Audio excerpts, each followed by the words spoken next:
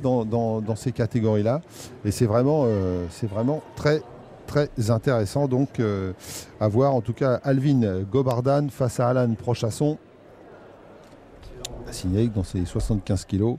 On parlait de Georgie Fernand, le retraité. Il y en a un autre qui, lui, aussi a marqué les esprits en boxe française savate. C'est Tony Ancelin.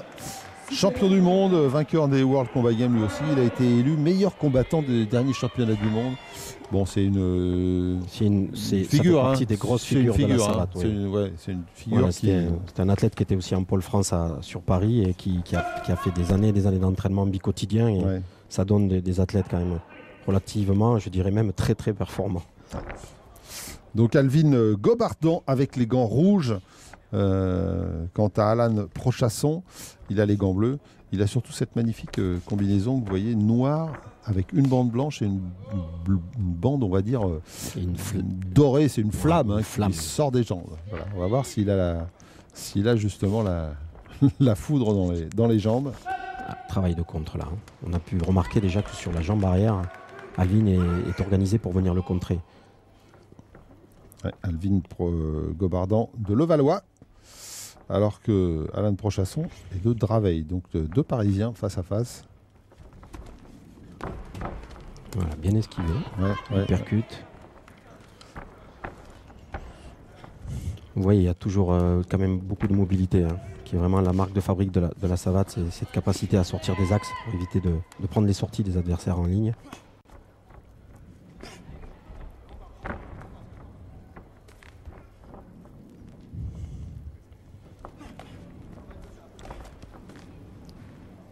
Et alors c'est aussi très particulier, on a pris 5 kilos, donc les gabarits sont un peu différents, ça bouge beaucoup, mais par rapport au combat que l'on vient de voir, on n'est pas dans la même configuration. Il y a de l'activité, mais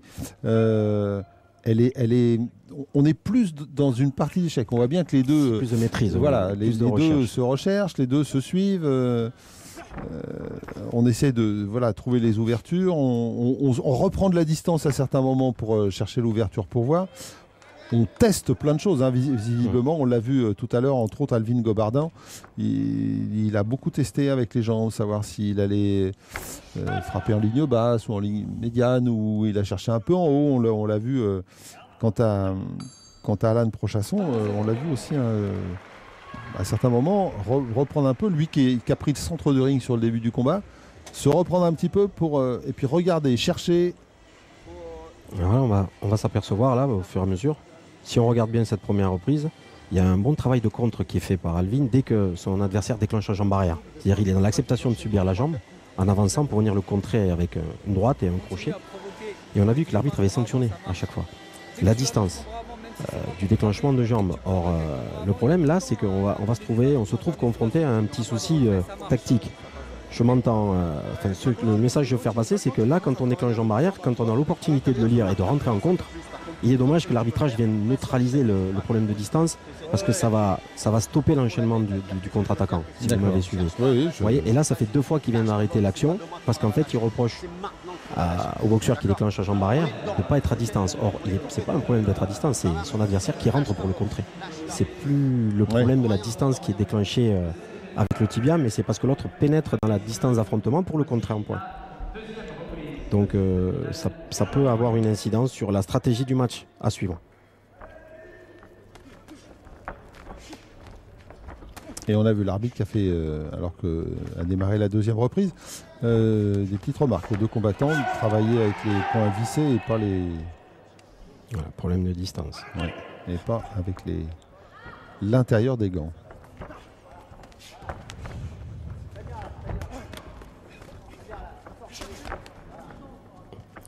Voilà, alors souvent on peut se trouver confronté à cette notion de profiter de travailler en main sur quelqu'un qui déclenche des jambes. Et il faut arriver à essayer de faire à discerner la différence entre le boxeur qui met un coup hors distance, parce que comme vous le savez, les frappes tibiales sont interdites. Oui, bien sûr. Mais il y a être pas dans la distance parce que je frappe à distance de tibia, mais être dans la distance pour frapper avec le pied, mais que l'autre anticipe et avance pour contrer. Et là, c'est là où il faut que l'arbitrage fasse le discernement pour pouvoir amener la fluidité au match. Sinon, on aurait tendance... le percut, ouais. Et bien voilà, Alan Prochasson qui va au tapis, qui va être compté. Il est bien arrivé point du menton, cet uppercut arrière. Ah oui. Puis pile au moment où Alan Prochasson rentrait, avançait, il l'a bien vu, il l'a bien déclenché au bon moment. Et comme on le disait, sur ces catégories-là, il y a le poids aussi qui fait que la sanction... Quand il y a 80 kg derrière le poing, c'est sûr que... La sanction, elle est là. Voilà, il y a un respect mutuel des deux. Ils s'arrêtent même quand ils voient que l'échange est hors distance. Et on sent bien qu'il y a une recherche de contre permanent. Ils sont là, ils essayent de trouver la moindre erreur de l'adversaire pour venir contrer. Et il l'a retenté du percutin, Alvin Gobardan. Voilà, là on voit bien ce que je vous expliquais, la jambe arrière qui vient et je rentre en contre sur le circulaire pour pouvoir aller chercher en haut. Une tentative du percutin. Oui, mais c'est passé une fois, donc... Celui-là, il a juste frôlé le menton. Nul doute qu'il va le retenter. D'autant qu'on le voit bien dans ces échanges, au moment où on rompt le corps à corps, il y a la place. C'est sur la sortie de mi-distance où à chaque fois il bénéficie du fait que son adversaire se replace dans l'axe en fait et sorte pas sur les côtés, donc il est de suite dans l'axe des mains. Mais c'est pas évident quand on est collé à mi-distance comme ça d'avoir toute cette lucidité. Et encore. Là, le travail de Sape en bas. Ça, on l'a vu sur le combat précédent, ça paye. Ça paye toujours. Ça paye toujours le travail en bas. Parce que ça influe aussi bien sur le physique que sur le côté. Pim, et voilà. Touché. Ça arrive juste à la pointe. Et donc ça, c'est... Mais il a bien récupéré. Heureusement, on est en début de match aussi, donc la fraîcheur fait qu'on récupère mieux de ce genre de coup. Oui. Mais ça va compter. Ça va compter.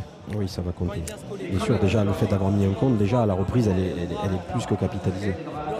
Là, on a Alvin avec ses deux entraîneurs, Fatimira à gauche et Jérôme Léon, qui sont les entraîneurs du pôle France de Paris à Châtenay, qui conseillent Alvin sur sa posture de tête à première vue. On le reproche un petit peu d'avoir la tête un peu levée dans les échanges à mi-distance. Oui, en même temps, ça lui a servi parce que son adversaire avait la tête un peu baissée et il s'est fait un petit peu, comme on dit vulgairement, remonter le bouc. Eh oui. Vous avez raison. C'est complexe, les sports de combat. C'est important de le dire d'ailleurs, alors qu'on démarre la troisième reprise. C'est vrai que on échange des coups, on échange des frappes, donc il y a une violence dans les sports de combat, bien évidemment, quel qu'il soit. Mais en même temps, faut pas se leurrer. Il y a une grande recherche, une grande volonté d'échange. Trouver l'essence des sports de combat, c'est d'abord de ne pas en prendre. Voilà. La première règle, c'est essentiel. La première règle, c'est de ne pas en prendre. Voilà. C'est d'être ce qu'on appelle bien organisé défensivement. Exactement. Pour pouvoir derrière, après, avoir la capacité de pouvoir toucher son adversaire. Parce que si on se livre un peu trop... Et tous les grands combattants ont la capacité d'éviter de prendre des coups. Voilà, là, il vient de se faire contrer sur un chassé où il a glissé en fait le long de la cuisse et il s'est déséquilibré sur l'avant. Heureusement que c'était un peu à bout de course et il l'a amorti. Ça arrivait un peu à l'arrière de la tête. Ça aurait pu sinon être un petit peu plus efficace. Alors l'arbitre qui arrête demande avertissement pour la trajectoire de pied en fait. Trajectoire de pied. Ça a été validé. Il reproche que le coup s'est trop balancé, pas suffisamment arrondi au niveau de la frappe. Pour que le fouetté vienne en fait avoir à un moment donné une trajectoire un peu circulaire. Monter la jambe et faire le fouetté derrière. Faire le fouetté derrière avec la bascule du bassin pour que ça. Et non pas faire un coup de pied circulaire comme on le voit. Un petit peu en diagonale, un peu balancé. Voilà. Voilà, l'esquive. Alors il faut bien comprendre, là aussi on va décrypter un petit peu, mais quand on fait ces coups très spécifiques, ça veut dire que l'organisation du corps doit se faire pour donner ce coup. Imaginons que vous donnez un coup de pied fouetté avec votre jambe droite, donc votre corps va avoir tendance à se pencher sur la gauche pour lever la jambe, il faut une souplesse de hanche, après vous déclenchez le fouetté. Là je le fais en décomposant. Bien sûr en décomposant, tout est lié. Mais ça veut dire que l'organisation défensive que vous avez change obligatoirement. Oui, et donc ça peut être perturbant. Et ça vous met en danger. Donc, voilà, tout le juste équilibre et la juste finesse du positionnement du pied en fait. Oui. Quand vous travaillez en circulaire, il faut ouvrir votre appui pour libérer votre hanche et vous permettre après derrière aussi d'avoir une stabilité et de rebasculer l'appui avec, en fait, repivoter la pointe de talon ou retourner le talon pour pouvoir après être en mesure de passer les mains par exemple. Voilà, là une belle jambe avant qui a touché en haut. Et il était en déséquilibre. Hein. C'est heureusement pour son adversaire parce que s'il n'avait pas été en déséquilibre, ça aurait pu être une jambe assez redoutable. Donc là, on lui reproche aussi d'un coup qui est hors distance, qui est donné avec le tibia. Donné avec le tibia, oui. Et non. Si. Ah, parce que je voyais le premier juge en bas qui avait dit non. Il y en avait 5. Donc là, ça veut dire qu'il y a 2 avertissements. Ça veut dire qu'il faut être vigilant parce que le prochain, ça peut être une disqualification. Donc tout ça a forcément une incidence au niveau de l'approche d'Alvin dans son match.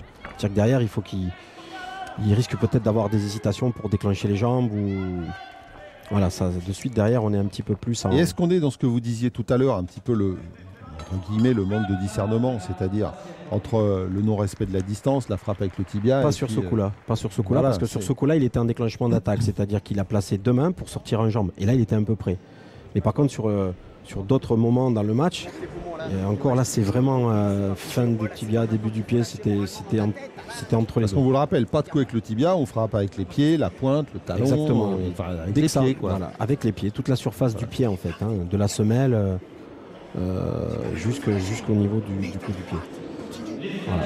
Donc là, dans ce contexte-là, le coup était un petit peu hors distance, mais on voit la fin du coup du pied et un peu le début du tibia si on s'arrête vraiment sur l'image. Mais bon, l'arbitre n'a pas l'arrêt sur image comme nous pouvons le voir au ralenti. Donc il est vrai que des fois on peut... Non mais comme vous y faisiez allusion lors des premières reprises... Ça aurait pu être le cas mais pas sur ce coup-là. C'est un mauvais exemple sur ce coup-là. Parce qu'en fait il rentre, c'est lui qui déclenche et qui n'est pas à la distance pour sortir son pied en fait. Autant sur les précédents en contre-attaque, là l'arrêt n'était pas justifié. Comme quoi, ça tient à peu de choses. Ah oui, ça tient à une appréciation. Et l'appréciation, elle est... Voilà, donc c'est toujours pareil. La capacité d'avoir ce discernement adapté au bon moment en fonction de l'action qui a été produite. On est parti dans la 4e reprise. Allez. Donc, ce combat qui se rééquilibre peut-être un petit peu en termes entre les avertissements, le compte. Oui, et puis sans compter que sur le boxeur qui a 2 avertissements, de suite on ne devient plus... ça a tendance un peu à freiner notre travail de jambes, on a des hésitations. Donc de fait c'est perturbant. Donc on voit pour l'instant que on peut constater qu'il y a un petit peu plus de travail de main de la part d'Alvin et qu'il sort moins de jambes que ce qu'il en sortait jusque-là. Hein. On le voit, il y a un travail qui est fait face corps. Et là, hop, il ne ressort pas en jambes. Là, il recherche l'efficacité, un peu une jambe.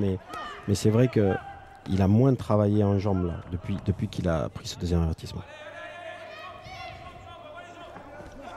Et quand on vous dit que la boxe est un sport de distance, la preuve, gauche-droite. Gauche-droite est rentré. Bon, après... Ça avait été quand même... bon, ça, c'était rentré, mais... Il est lucide quand même quand il sert, vous voyez. C'est pas rentré de plein fouet en même temps. Mais bon, on privilégie bien évidemment la santé. Ce qui est dommage, c'est que le compte pénalise...